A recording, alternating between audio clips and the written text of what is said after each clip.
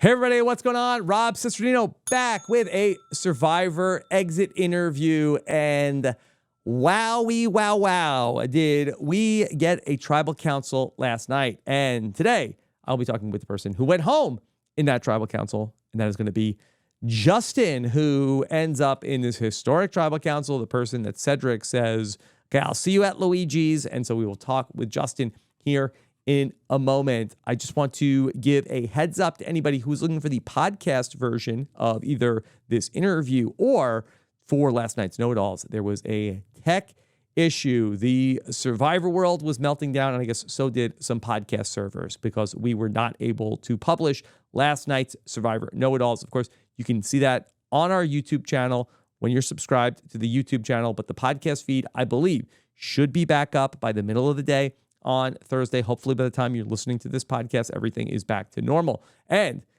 it's a great time because we've got Asia Welch coming up on the podcast later on today to talk about everything that happened. But I do apologize for the inconvenience with the podcast feed going down. Hopefully everything is back to normal soon. But we do have Justin here on the line. Let's go ahead and patch in my interview with Justin. Hey, Justin, what's going on? Rob Cesternino. How you doing today, Justin? I've been better, Rob, but, it's not the end of the world. Hey, look, I feel you. You were my winner pick, Justin.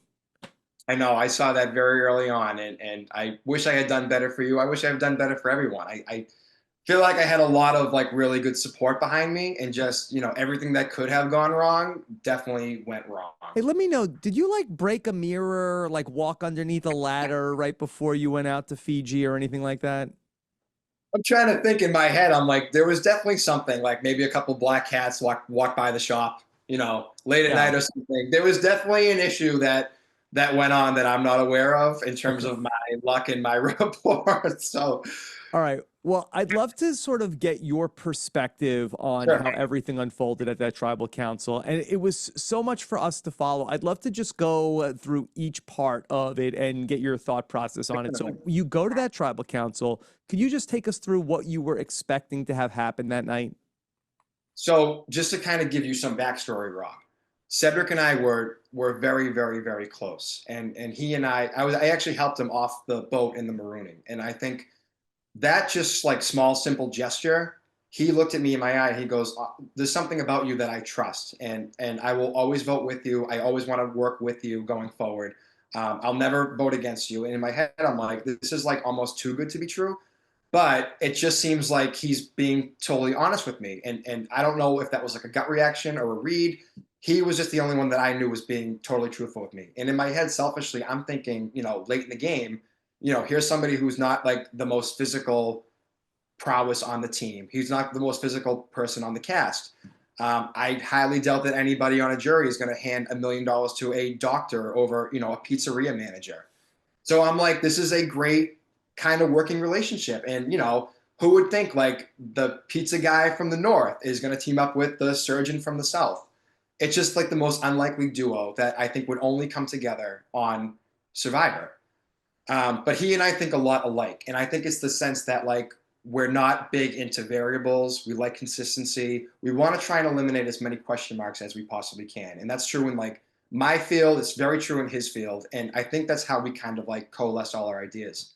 In terms of setting up the vote, I just think that so much could have gone wrong, and it all did go wrong. And it was a 2 or 3% chance of it all going wrong. And it did. And I'm saying to myself, we already have this great working relationship. I pulled him in on the Kevin vote to kind of earn that trust. I didn't tell him that Kevin was just physically so hurt. I'm thinking to myself, if we vote Mary tonight and Kevin gets pulled, not by him leaving the game voluntarily or quitting, we thought there would be some medical intervention because he was in a ton of pain. And I give him credit for even staying out there, Rob. He could have quit the first 30 seconds of the show. I don't think anybody would have faulted him. Okay. Well, Justin, we only have so much time today, so I want to get to everything. So that going to the tribal council, you felt okay, so that they told you we're voting out Mary tonight, right? Exactly. Okay. And that was Sorry, go ahead. And then Mary, ultimately, she gets up and plays the shot in the dark. I would have to think that that was probably expected, right? Because we didn't get your take on if you thought she had an idol. I was pretty confident she did not have an idol. And Okay. and she was they didn't show a lot of conversations that she and I had, but she was very upfront with me, and I think we could have had a working relationship had I stuck around a little bit longer. But I did like Mary. I respected her as a game player, and I knew that she didn't have an idol, but we all knew that the shot in the dark was coming. All right.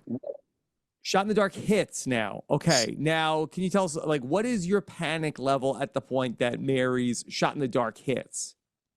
I'm panicked in the sense that if I have my vote, we all kind of know, I was confident in my relationship with Cedrek. And our biggest thing, Rob, was this is going to sink. The Vula ship will sink. It's not a matter of if, it's more when. So we can either go down with said ship, or we can kind of hold on to each other here and hit the lifeboat, and we'll get off this beach.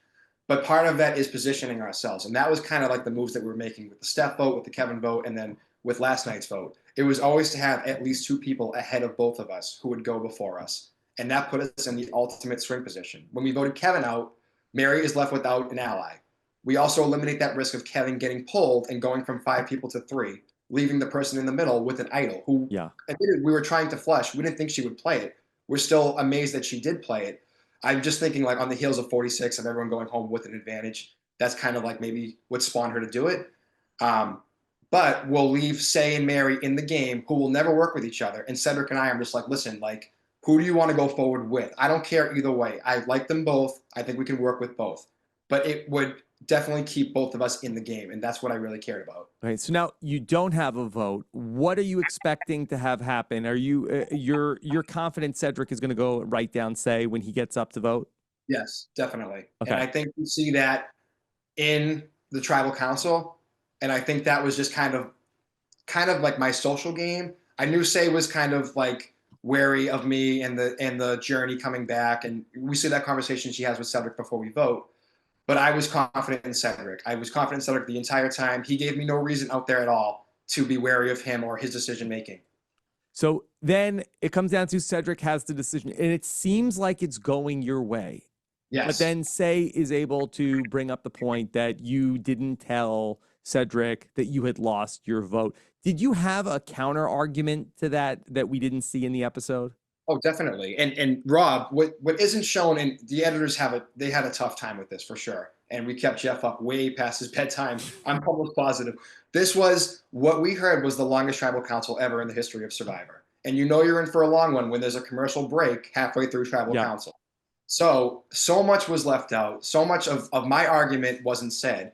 And I think it's unfortunate in the sense that it didn't add to the story because Cedrek was so willing to keep me for so long. He wrote down Say's name twice and then also said, I'm still going to keep Justin because I made a pact with him. That's the person I want to go forward with in this game. That wasn't shown. A lot of stuff wasn't shown. And, there were some powerful conversations that took place. And ultimately, I'm like, Cedrek, like, this is do what's best for you. You're in a tough spot too. And, I hope it doesn't look like I quit. I would never, ever quit this show. It's been a long time coming. I was supposed to be on last year, and some things happened where I got pushed to 48, but I knew that in the moment there was a lot going on. Yeah. And Justin, I will say that I feel like that people will have the perception that you didn't fight for it enough at Tribal Council. And I'll go out there, I'll go on podcasts and I'll say you did fight for it, but you fight for it right now. You tell me why I should go out and tell people, Justin, he fought for it. You just didn't see it. I just think that there was a lot that wasn't shown, Rob, and it's just part of the edit. And I think you get it. I think people in the universe of Survivor get it. It's just very powerful things in motion that couldn't be shown. And just, I think it was best for me to leave it in the hands of Cedrek to make that ultimate choice going forward. Yeah. Okay. Now, you told Cedrek, hey, you come to Luigi's anytime. And he said, the next time I'll see you, I'll be at Luigi's, but you're going home. Did he come into Luigi's yet? I haven't seen him yet, Rob, but he's still on the island somewhere. So he also doesn't eat cheese. He's a vegan. So I'm like, what can I make for him? Like a tomato pie or maybe just like, some linguine and red sauce. Yeah. Okay. Talk to me about this journey that you went on, because there's a lot of fans who say that, like, hey, I didn't like that Justin lost his vote, didn't even have a chance to not play this game. And it was a game of random chance. Definitely. And believe me, it's a tough question, and it's something that I've seen a lot of both last night and this morning. The only thing that I can say is this isn't Survivor 41. This isn't Survivor 42. This is well ingrained at this point into the new era. And we know that Jeremys are a part of the new era. It's very likely that you are forced to risk your vote. Sometimes you don't have a choice, as in last night. But I knew that going into this. I knew the rules of the game. I still chose to play the game, and I dealt with the consequences. I think if you're a good enough player, you can kind of navigate those waters and anything that's thrown at you. And I think for the most part, if you tell somebody you lose your vote, especially in the new era, Rob, the track record isn't great. You kind of tend to go out that night. And I'm like, I don't need to take this risk because I know that Mary's probably going to go home tonight. If something happens, Say is going to go home tonight. And that was still the plan going forward. Why burn this bridge over a 2 or 3% chance? There's no point. I'm not the biggest risk taker. I will take risks, but this is like a calculated risk. And this is something that I think if I told him, would have hurt my game more than not. Justin, almost all the Survivor players have something that they replay and they think about, like, oh, I should have done that differently. Do you have one of those things? I don't know, Rob. And I just see like so much like people say like the tribes are uneven, and I don't want to comment on that. I don't think that was the case. I think we were strong. I think we had a lot of good qualities. I think losing Kevin early on just put us behind the 8 ball, and it just kind of turned from like, let's have tribe strength, let's go forward, let's work as a cohesive unit, into like, let's just get out of this realm. Let me get to a merge. Let me get to a different beach. Let me get to a swap and just have like a clean slate. I think I got dealt a pretty rough hand. I think I played the hell out of No that doubt. hand. I just think like those were the cards I was dealt, and I did the best I can with maneuvering myself in certain situations that were very, very difficult at times. And I think I went the furthest that I could given the situation. Yeah. Let me ask you about a couple of the decisions in those first couple of tribal councils that it seemed like that you had a choice in terms of maybe going with Stephanie and Mary on the first vote and trying to blindside Say there, and then also going with the plan that Kevin had wanted to go with instead of ultimately voting out Kevin. Do either of those decisions do you look back at as maybe I wish I might have gone the other way? Well, I love Steph to death, and I hope she hears this. I know she will hear this, I should say. But she was kind of planting seeds out there that, like, he's not really all he seems. There's something underlying about him. There's another. About you? She was planting the seeds, and I'm just like, I can tell just by looking at her, she's very smart. She's very aware socially. She knows kind of like what's going on. I mean, Rob, I look ridiculous. I'm down there with my long hair with the friggin' pizza shirt running around in my underwear. Like that's it. It's an insane thing, but I think it kind of lowers the threat level. It takes away any strategy talks, that I might have with other people, or the perception that like I went to a really good school. She was quizzing me on like, oh, how many seats is Luigi's? I'm like, oh, well, we have four or 6 4 tops. We have a huge bar. We have 40 seats, but it's really like 36 or 35 if we pull a stool out. I'm like, am I like on trial here? Do you not believe that this exists? And she didn't believe it existed until at the end of this. With the Kevin vote, I think he and I were close. I really did want to work with Kevin. I really enjoyed working with Kevin. I was just so afraid of that variable if he gets taken from us. And it wasn't a sense, like I said previously, if he would never quit, no matter what. I know him too well. But if he got pulled out, then we're really screwed. And then it's like, I definitely don't have any agency. Say is going to decide basically the fate of me or Cedrek at that point.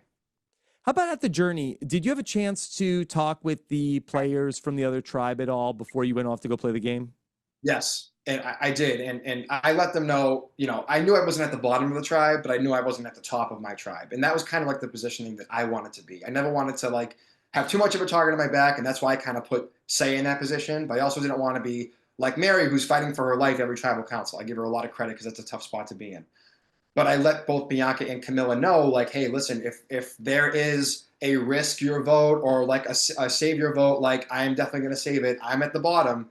I'm going to play my shot in the dark tonight, regardless of what happens. So get something for yourself, help yourself in the game. And then eventually down the line, build some rapport with both of them. And then I can kind of choose your own adventure if I get to that point in the game. Like I could go with Siva, I could go with Augie. The war is coming. I mean, they've had first round buys, which is crazy in Survivor, but it's like they're going to need soldiers. And like, I'm ready to enlist. And, here is, if there's a consensus vote, here is Say. Like, I am willing to sacrifice Say to work with you guys. And that was kind of like my plan. Last thing, how many times did they need to explain what the tiebreak rules were to you guys that night? Like, wait, what's happening? They're showing like so many confused faces just from our tribe members because it had never happened before. And I did see like on Twitter, people are saying, this doesn't make sense. Like, why does everybody look so confused? And I just think it was something that never happened before. There's no previous precedent to go back on or look at. It's literally the first time in the history of this show that's been going on for 25 years that this has happened. So it was just a lot. And then people are saying like, oh, is Cedrek going to like draw a lone rock? Like, I would never expect that. You're not going to draw a lone rock knowing you're going to vote yourself out. I kind of thought he was going to maybe just leave. Did you think that at all? I did not think so. No matter, and like I said, he was in a very check, please. I'm out. I'm out. I can't take it. He was in a very tough spot, but I would not expect that. We're all there to play our own game, no matter what. All right. Well, Justin, thank you. I know you got to run. You got a million things going on between these interviews and everything at the restaurant, but best of luck at Luigi's. I know this is a tough situation to talk through, but thank you for making some time to go over everything. If you need delivery next month, you let me know. I'm working, but we can coordinate something. All right. We'd love to see you in Boston. We're going to have the whole, everybody up there April 9th. So I'll be on the lookout for that. Thank you so much, Justin. Take care, buddy. It's good to talk to you. This is RHAP. We know reality TV.